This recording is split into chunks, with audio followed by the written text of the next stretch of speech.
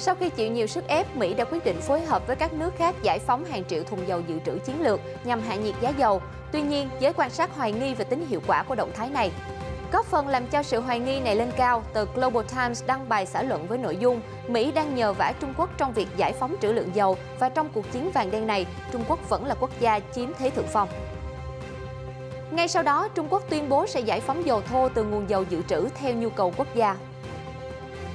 Quay lại với căng thẳng Trung Quốc-Đài Loan, Bắc Kinh tiếp tục đòi trừng trị những người Đài Loan đòi độc lập. Trung Quốc giận dữ phản đối vì Mỹ mời Đài Loan dự hội nghị dân chủ. Tại Trung Đông, Tổng thống Palestine gặp người đồng cấp Vladimir Putin để tìm cách cứu vãn tiến trình hòa bình với Israel. Quyết tâm bỏ lại quá khứ thuộc địa ở phía sau, Barbados tuyên bố sắp cắt đứt quan hệ hoàng gia, trở thành một nước cộng hòa. Các thông tin đáng chú ý khác, Singapore đặt mục tiêu thu giữ 2 triệu tấn carbon vào năm 2030. Ủy ban Chữ thập đỏ quốc tế ICRC phối hợp với Trung Quốc cung cấp viện trợ nhân đạo cho Afghanistan. Bản thảo viết tay của nhà vật lý học Einstein được bán với giá 13 triệu đô la Mỹ. Và đây là FBNC Thế giới hôm nay.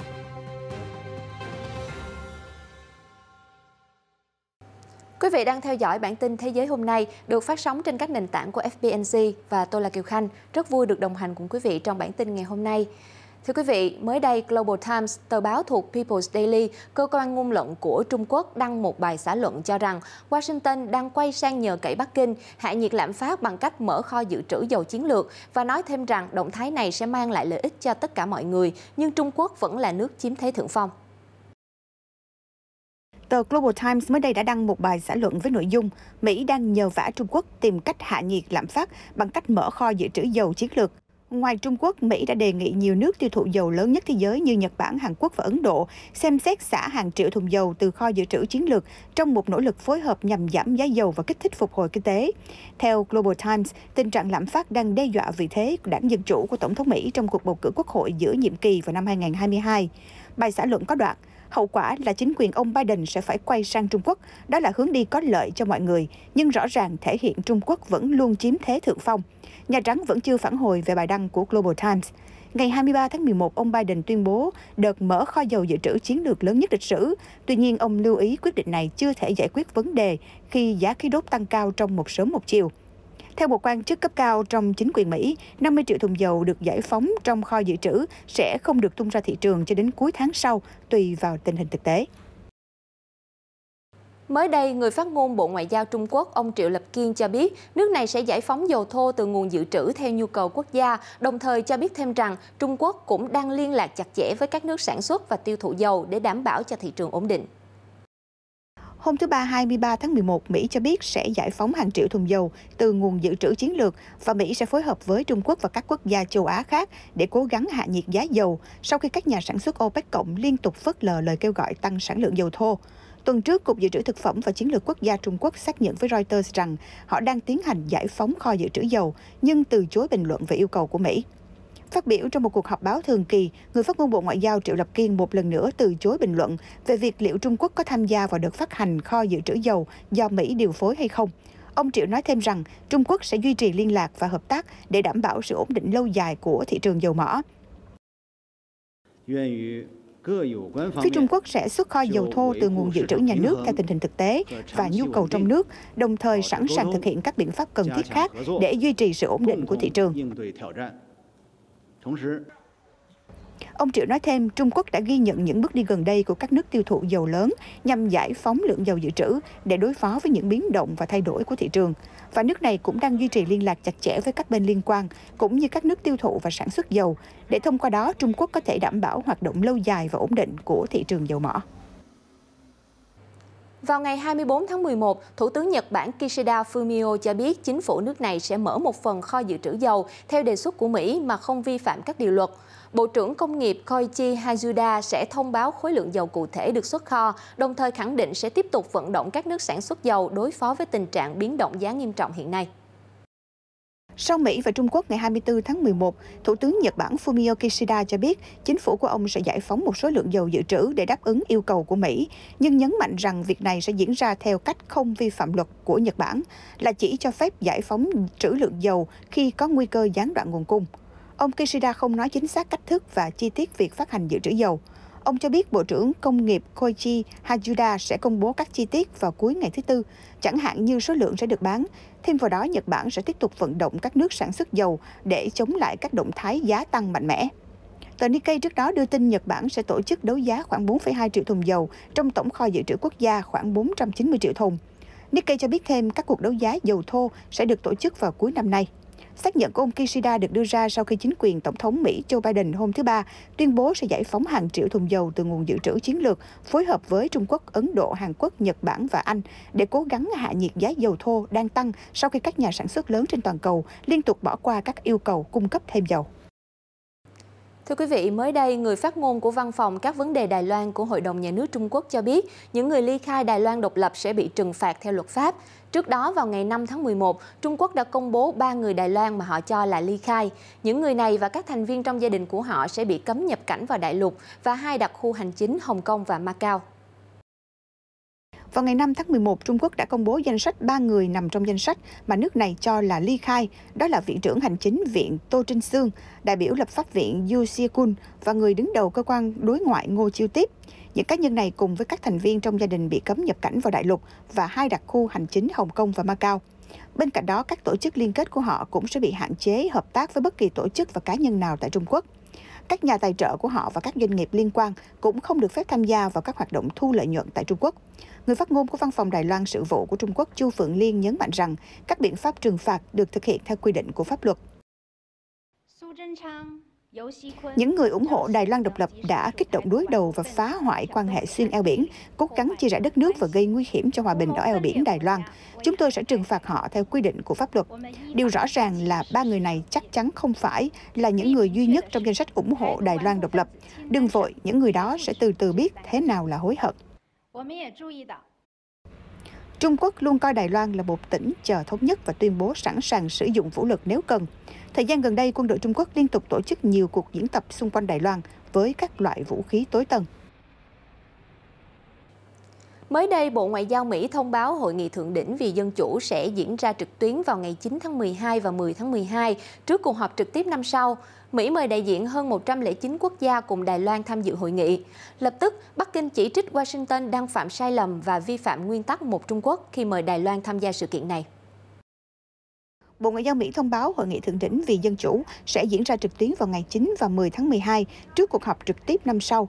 Lập tức, người phát ngôn Bộ Ngoại giao Trung Quốc Triệu Lập Kiên kêu gọi Mỹ tuân thủ nguyên tắc một Trung Quốc và ngừng cung cấp bất kỳ cơ sở hoặc nơi trú ẩn nào cho các lực lượng đòi độc lập Đài Loan.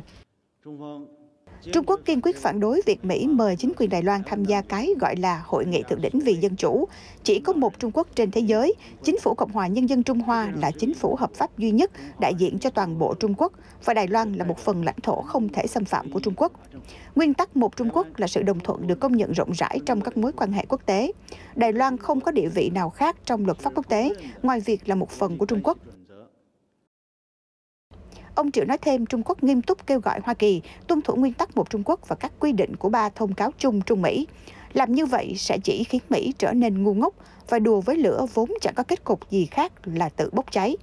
Có 110 quốc gia và vùng lãnh thổ nằm trong danh sách khách mời của Bộ Ngoại giao Mỹ. Tuy nhiên, danh sách này không bao gồm Trung Quốc và Nga. Vừa qua, Tổng thống Palestine Mahmoud Abbas đã gặp người đồng cấp Nga Vladimir Putin tại thành phố nghỉ dưỡng Sochi nhằm tìm cách cứu vãn tiến trình hóa hòa bình với Israel. Tại cuộc gặp, ông Abbas cho biết sẽ đề xuất tổ chức hội nghị hòa bình quốc tế về Trung Đông dưới sự bảo trợ của nhóm bộ tứ Trung Đông, bao gồm Mỹ, Nga, Liên Hiệp Quốc và Liên minh châu Âu EU, đồng thời hy vọng phía Nga ủng hộ những nỗ lực này. Tổng thống Palestine Mahmoud Abbas đã gặp người đồng cấp Nga Vladimir Putin tại thành phố nghỉ dưỡng Sochi nhằm tìm cách cứu vãn tiến trình hòa bình với Israel. Tại đây, nhà lãnh đạo Palestine cũng thông báo cho ông Putin về những diễn biến mới nhất liên quan đến quan hệ Palestine-Israel và phương án giải quyết tranh chấp trên cơ sở luật pháp quốc tế. Ông Putin khẳng định Moscow kiên định với giải pháp hai nhà nước nhằm giải quyết cuộc xung đột này. Theo ông Putin, cuộc xung đột này cần phải được giải quyết trên cơ sở các nghị quyết trước đó của Hội đồng Bảo an Liên Hiệp Quốc. Trong khi đó, Ủy viên Ủy ban điều hành Tổ chức Giải phóng Palestine PLO Amar Madalani khẳng định mục tiêu đầu tiên trong chuyến thăm Nga của Tổng thống Abbas là tìm cách khôi phục vai trò của nhóm bộ tứ Trung Đông đối với tình hình chung tại khu vực. Vào đầu tuần qua, Hội nghị Hợp tác Kinh tế Trung Quốc-Đức lần thứ 8 đã được khai mạc, trong đó đề cập đến các lĩnh vực như môi trường đầu tư, hợp tác giáo dục, nghề nghiệp song phương, sự di chuyển trong tương lai và công nghệ đổi mới. Vào đầu tuần qua, Hội nghị Hợp tác Kinh tế Trung Quốc-Đức lần thứ 8 đã được khai mạc. Sự kiện này kéo dài 3 ngày và do Trung tâm Hợp tác Kinh tế Trung Quốc và Rudolf Carbon Strategy Piraten Communication AG OSBK đồng tổ chức. OSBK được thành lập vào năm 2003. Từ đó, đây là nơi đã cung cấp các dịch vụ tư vấn toàn diện và chuyên nghiệp cho các chính phủ, công ty và cơ quan nghiên cứu. Đại sứ Trung Quốc tại Đức Wolfgang đã tham dự hội nghị theo hình thức trực tuyến. Ông nói rằng cả Đức và Trung Quốc đã chống lại được các tác động của đại dịch Covid-19 và duy trì mối quan hệ song phương ổn định. Thương mại song phương đã vượt 170 tỷ đô la Mỹ trong 3 quý đầu năm nay, tăng 27% so với cùng kỳ năm trước. Dữ liệu từ Văn phòng Thống kê Liên bang Đức cho thấy thương mại song phương tăng 3% hàng năm vào năm 2020. Trong khi đó, thương mại của Đức với các đối tác lớn khác lại đi theo chiều ngược lại, giảm 8,7% với Hà Lan và 9,7% với Mỹ.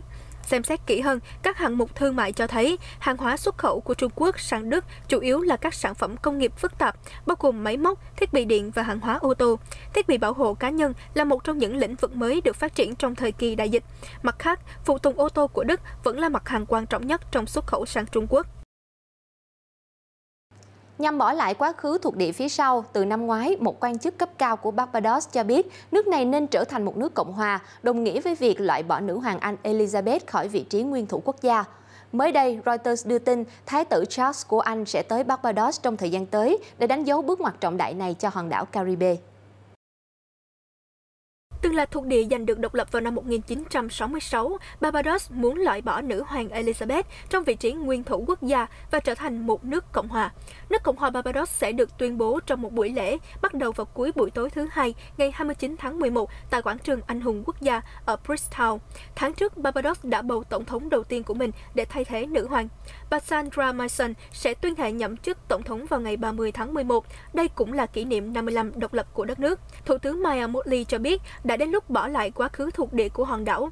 Động thái của Barbados là lần đầu tiên sau gần 30 năm kể từ khi một vương quốc loại bỏ nữ hoàng làm nguyên thủ quốc gia.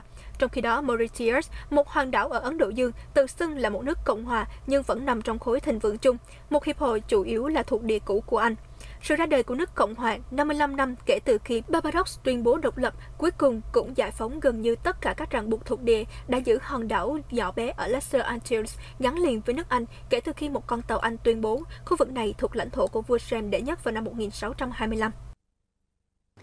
Chuyển sang một thông tin đáng chú ý về môi trường. Thưa quý vị, vừa qua, Ủy ban Phát triển Kinh tế Singapore cho biết nước này đang đặt mục tiêu hiện thực hóa tiềm năng thu giữ ít nhất 2 triệu tấn carbon vào năm 2030. Theo Ủy ban Phát triển Kinh tế Singapore, nước này đặt mục tiêu hiện thực hóa tiềm năng thu giữ ít nhất 2 triệu tấn carbon vào năm 2030. Mục tiêu này được coi là một phần của nỗ lực rộng lớn hơn để biến trung tâm lọc dầu ở đảo Jurong của Singapore trở nên bền vững hơn. Nhiều ngành công nghiệp đang xem xét quá trình thu giữ khí thải carbon dioxide thông qua lưu trữ hoặc để tái sử dụng như một cách để đạt được các mục tiêu xanh. Hiện quá trình này vẫn đang được phát triển. Singapore đang hướng tới việc xây dựng một bãi thử nghiệm cho công nghệ trên đảo Jurong, nơi có các nhà máy hóa dầu của Royal Dutch Shell và ExxonMobil. Cả hai nhà máy này đều bày tỏ mối quan tâm của mình trong việc xây dựng các cơ sở thu giữ và lưu trữ carbon ở Đông Nam Á. Theo Reuters, mới đây ông Pierre Krahenbuhl, trưởng phái đoàn khu vực Đông Á của Ủy ban Chữ thập đỏ quốc tế ICRC cho biết tổ chức này sẽ tăng cường hợp tác với Trung Quốc để cung cấp viện trợ nhân đạo cho Afghanistan, đặc biệt là trong lĩnh vực y tế. Ông Pierre Krahenbuhl, trưởng phái đoàn khu vực Đông Á của Ủy ban Chữ thập đỏ quốc tế ICRC, mới đây cho biết tổ chức này sẽ tăng cường hợp tác với Trung Quốc để cung cấp viện trợ nhân đạo cho Afghanistan, đặc biệt là trong lĩnh vực y tế. Đã trải qua nhiều thập kỷ chiến tranh, Afghanistan hiện đang bị thiếu lương thực và tình trạng di dân ngày càng trầm trọng hơn bởi mùa đông khắc nghiệt, cùng với những mối đe dọa thường xuyên của chủ nghĩa khủng bố. Theo ông Krahenbuhl, vấn đề tồi tệ hơn là hỗ trợ tài chính cho đất nước đã cạn kiệt. Hiện tại, theo những dữ liệu mà chúng tôi có được là khoảng 47% dân số Afghanistan phải đối mặt với tình trạng mất an ninh lương thực. Bây giờ mùa đông đang đến, nhưng tôi nghĩ điều cần phải hiểu cụ thể là hỗ trợ tài chính. Ngoài ra, ông Graham Bull cho biết ICRC đang huy động mọi nguồn lực để giúp Afghanistan vượt qua cuộc khủng hoảng nhân đạo mà nước này đang phải đối mặt và việc tiếp cận Trung Quốc là hàng đầu trong chương trình nghị sự của họ. Nhân kỷ niệm 5 năm ký kết thỏa thuận hòa bình năm 2016 của Colombia với các phiến quân FARC, Tổng thư ký Liên Hiệp Quốc Antonio Guterres cho biết ông ghi nhận những tiến bộ mà hai bên đã đạt được để thực hiện thỏa thuận hòa bình. Tuy nhiên, ông nhận thấy tình hình kinh tế của FARC vẫn còn đang khó khăn, do đó ông kêu gọi chính phủ Colombia phải làm nhiều hơn nữa để giải quyết vấn đề này. Lực lượng vũ trang cách mạng Colombia FARC đã ký một thỏa thuận hòa bình với chính phủ vào năm 2016, từ đó ngừng việc tuyển dụng binh lính và thu thuế từ người dân. Thỏa thuận đã chấm dứt vai trò của FARC trong cuộc xung đột nội bộ kéo dài của đất nước Andin, khiến hàng triệu người phải rời bỏ nhà cửa và hơn 260.000 người tử vong. Tổng thư ký Liên Hiệp Quốc Antonio Guterres cho biết trong một cuộc phỏng vấn rằng trong khi các biện pháp của chính phủ Colombia nhằm tiếp tục đạt được thỏa thuận hòa bình đã có tiến triển, nhưng chính phủ vẫn cần nỗ lực thêm để đảm bảo thực hiện các dự án cho cựu chiến binh. Tổng thống Iván Duque hoan nghênh chuyến thăm của ông Guterres, ông gọi đây là chuyến thăm lịch sử. Theo nhóm vận động địa phương Indibat, thỏa thuận này đã gặp nhiều thách thức, trong đó một số cựu chỉ huy, những người cho rằng thỏa thuận không được thực hiện, quay trở lại sử dụng vũ khí, trong khi gần 300 cựu chiến binh đã bị giết kể từ khi thỏa thuận được ký kết. Kính thưa quý vị, theo truyền thống địa phương, chính quyền Tổng thống Mỹ Joe Biden đang có kế hoạch xóa bỏ nhóm phiến quân Colombia FARC khỏi danh sách các tổ chức cực đoan nước ngoài của Mỹ, 5 năm sau khi phe nổi dậy ký thỏa thuận hòa bình với chính phủ Colombia. Theo một số nguồn tin cho biết, đã có thông báo chính thức loại lực lượng vũ trang cách mạng Colombia FARC ra khỏi danh sách các tổ chức cực đoan của Mỹ, dự kiến được công bố trong ngày tới. Trong một cuộc họp báo, phát ngôn viên của Bộ Ngoại giao Mỹ Ned Price nói rằng chúng tôi đang tham vấn với Quốc hội về các hành động mà chúng tôi sẽ thực hiện liên quan đến FARC. Hồi năm 2016, FARC đã đặt một thỏa thuận hòa bình với chính phủ Colombia nhằm chấm dứt cuộc nội chiến tại đất nước Andean, khiến hàng triệu người phải rời bỏ nhà cửa và hơn 260.000 người chết. Thỏa thuận được thương lượng với sự hỗ trợ của Mỹ dưới thời Tổng thống Barack Obama. Trong đó, ông Joe Biden đảm nhiệm cương vị Phó Tổng thống. Trước đó, Mỹ đã liệt kê FARC vào danh sách những tổ chức cực đoan nước ngoài vào tháng 10 năm 1997. Hiện chính phủ Colombia, một trong những đồng minh thân cận nhất của Washington ở châu Mỹ Latin, chưa đưa ra bình luận nào về thông tin trên. Bộ trưởng phụ trách ứng phó dịch COVID-19 của New Zealand, ông Chris Hipkins mới đây cho biết, nước Úc và có thẻ cư trú tại New Zealand có thể nhập cảnh từ giữa tháng 1 2022, trong khi những người từ những quốc gia khác thuộc nhóm đối tượng này sẽ được cấp phép kể từ ngày 13 tháng 2 2022. Người dân New Zealand tại các nước trên đã tiêm đủ 2 mũi vaccine khi trở về nước, cũng không phải cách ly bắt buộc. Tuy nhiên, du khách nước ngoài nói chung phải chờ đợi tới 30 tháng 4 2022 mới có thể nhập cảnh vào quốc gia này, với điều kiện đã tiêm đủ 2 mũi vaccine ngừa COVID-19. Điều này thật tuyệt vời đối với cả người dân và cho cả nền kinh tế. Tôi nghĩ đây là một quyết định thú vị đối với tất cả mọi người. Chúng tôi có rất nhiều gia đình và bạn bè, những người có gia đình ở nước ngoài, và đây là khoảng thời gian thực sự đặc biệt. Trong khi đa số người dân đều tỏ ra tích cực về việc mở lại biên giới, một người dân cho biết anh không nghĩ đó là một ý tưởng tuyệt vời.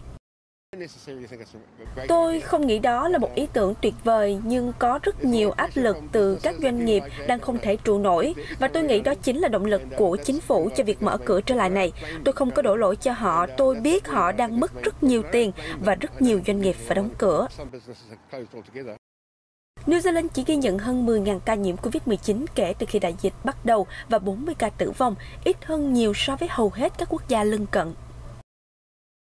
Mới đây, Cơ quan Quản lý An ninh Giao thông Vận tải Mỹ cho biết, chỉ trong một ngày Chủ nhật, họ đã ghi nhận 2,21 triệu hành khách đi máy bay. Đây là ngày thứ tư liên tiếp, cơ quan này ghi nhận lượng hành khách trên mức 2 triệu.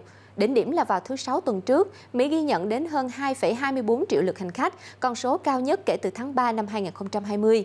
Ghi nhận tại sân bay quốc tế Los Angeles vào sáng thứ Tư, lượng hành khách khá đông. Nhiều du khách nói rằng họ phải đến trước lễ tạ ơn một ngày để hạn chế tình trạng ùn tắc. Tuy nhiên, lễ tạ ơn năm nay diễn ra trong bối cảnh số ca nhiễm COVID-19 trên khắp nước Mỹ đang tăng trở lại, khiến tiến sĩ Anthony Fauci phải kêu gọi người dân hành động để ngăn làn sóng lây nhiễm mới trước khi quá muộn. Tại Thổ Nhĩ Kỳ, nhiều chủ cửa hàng nước này mới đây đã đốt những tờ tiền đô la được cho là giả trên các đường phố như một cách thể hiện sự giận dữ khi đồng nội tệ tiếp tục rớt giá. Những chủ cửa hàng trên phố phía đông nam thành phố Diyarbakir, Thổ Nhĩ Kỳ này đã bày tỏ lòng tức giận bằng việc đốt những tờ tiền giấy đô la Mỹ sau nhiều tuần đồng lira lao dốc không phanh. Chúng tôi không thể ngủ vì cứ lo lắng về những gì sẽ xảy ra vào buổi sáng. Tiền thuê nhà nhiều tháng chưa trả, hàng hóa chất đống, không ai chia sẻ gánh nặng với chúng tôi. Trước đó, Tổng thống Thổ Nhĩ Kỳ Tayyip Erdogan đã gây áp lực buộc ngân hàng trung ương phải cắt giảm lãi suất trong một động thái mà ông cho rằng sẽ thúc đẩy xuất khẩu, đầu tư và việc làm. Tuy nhiên, các nhà phê bình lại nhận xét điều này sẽ tiếp tục thúc đẩy lạm phát ở mức 2 con số và khiến đồng lira rớt giá sâu, làm thu nhập của người dân sụt giảm nghiêm trọng. Trong phiên ngày 23 tháng 11, đồng lira tiếp tục giảm 15%, hiện tỷ giá đồng lira trên thị trường đã chạm đáy 13,45 lira trên 1 đô la Mỹ. Đây là phiên giảm thứ 11 liên tiếp, đưa đồng nội tệ của Thổ Nhĩ Kỳ giảm 40% giá trị kể từ đầu năm. Vào ngày 23 tháng 11, bản thảo viết tay về thuyết tương đối của nhà vật lý học thiên tài Albert Einstein đã được bán với giá kỷ lục 13 triệu đô la Mỹ trong một cuộc đấu giá ở thủ đô Paris, Pháp. Trước đó, nhà đấu giá Christie's ước tính tập tài liệu dày 54 trang này chỉ có giá từ khoảng 2,2 đến 3,3 triệu đô la Mỹ. Vào ngày 23 tháng 11, bản thảo viết tay về thuyết tương đối của nhà vật lý học thiên tài Albert Einstein đã được bán với giá kỷ lục 13 triệu đô la Mỹ trong một cuộc đấu giá ở thủ đô Paris, Pháp. Đây cũng là mức giá cao nhất từng được chi trả cho bất cứ một bản thảo viết tay nào của nhà bác học này. Các kỷ lục trước đây của các tác phẩm thuộc về ông là Gold Letter được bán với giá 2,8 triệu đô la Mỹ năm 2018 và một bức thư viết về thuyết hạnh phúc được bán với giá 1,56 triệu đô la Mỹ năm 2017. Tập tài liệu về thuyết tương đối rộng nói trên do nhà vật lý người Đức Albert Einstein và cộng sự người Thụy Sĩ Michael Petzl ghi chép trong 2 năm 1913 và 1914 tại Zurich, Thụy Sĩ.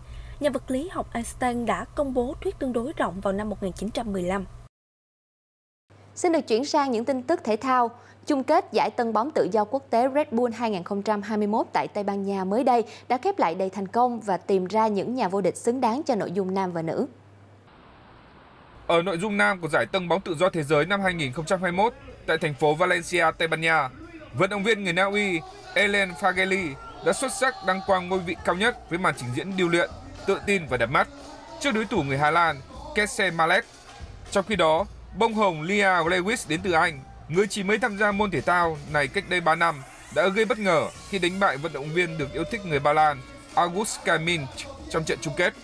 Giải tân bóng tự do thế giới năm 2021 trở lại sau 2 năm bị tạm hoãn vì đại dịch Covid-19, quy tụ 16 vận động viên nam và 8 vận động viên nữ hàng đầu thế giới ở môn tân bóng tự do. Kính thưa quý vị, vị trí huấn luyện viên trưởng câu lạc bộ Manchester United đang là chủ đề được nhắc đến nhiều nhất trong tuần qua. Theo truyền thông Anh, ban lãnh đạo MU đã liên hệ với cựu thuyền trưởng Barcelona Ernesto Valverde để tạm thời dẫn dắt đội bóng, trong khi chờ ứng cử viên hàng đầu là Mauricio Pochettino. Một số nguồn tin cho biết, giám đốc bóng đá Manchester United John Murtagh đã xúc tiến quá trình thảo luận với ông Ernesto Valverde, 57 tuổi, một trong 5 cái tên mà câu lạc bộ nhắm đến cho vị trí huấn luyện viên tạm quyền. Hiện ông Valverde đã không có bất kỳ ràng buộc nào sau khi chia tay Barcelona vào đầu năm 2020. Huấn luyện viên người Tây Ban Nha từng chơi vị trí tiền đạo cho Barcelona, Bilbao và Mallorca. Ông bắt đầu sự nghiệp cầm quân từ năm 2002 và đã dẫn dắt 7 câu lạc bộ.